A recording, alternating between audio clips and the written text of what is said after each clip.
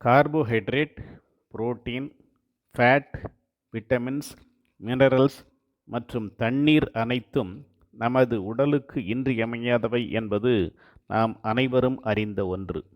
இவை அனைத்தையும் முழு தானியங்கள், காய்கறிகள், பருப்பு வகைகள் மற்றும் பழங்களிலிருந்து பெற முடியும்.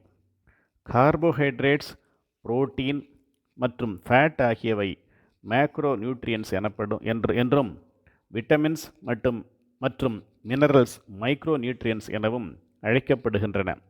நமது பல் அமைப்பும் தாவர உணவு உண்ணும் வகையில்தான் அமைந்துள்ளது.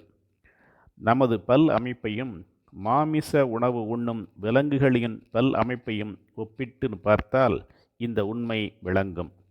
ஆன்டி ஆக்சிடென்ட்ஸ் மற்றும் ஃபைட்டோகெமிக்கல்ஸ் எனப்படும் ஃபைட்டோ நியூட்ரியன்ஸ் தாவர உணவுகளில் மட்டுமே காணப்படுகின்றன. வானவில்லில் உள்ள 7 நிறங்கள் போன்று 7 வகையான நிறங்களில் கிடைக்கும் தாவர உணவுகள் மட்டுமே நமது உடல் ஆரோக்கியத்தை உறுதி செய்து நீண்ட ஆயுளுக்கு வழிவகுக்கும் என்பது விஞ்ஞானிகளால் நிரூபிக்கப்பட்டுள்ளது. உணவு பற்றிய பல செய்திகள் நமக்கு பல வழிகளில் கிடைக்கின்றன.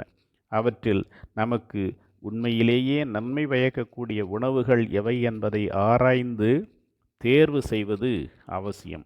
மின்னுவதெல்லாம் பொன்னல்ல எனும் கூற்றுக்கு இணங்க கவர்ச்சியான உணவுகளுக்கு அடிமையாகாமல் நமது ஆயுளை நீட்டிக்கும் உணவுகளை பற்றியும் தவறான உணவு பழக்கங்களால் ஏற்படும் ஆபத்துகள் பற்றியும் அறிய வேண்டிய அவசியம் ஏற்பட்டுள்ளது.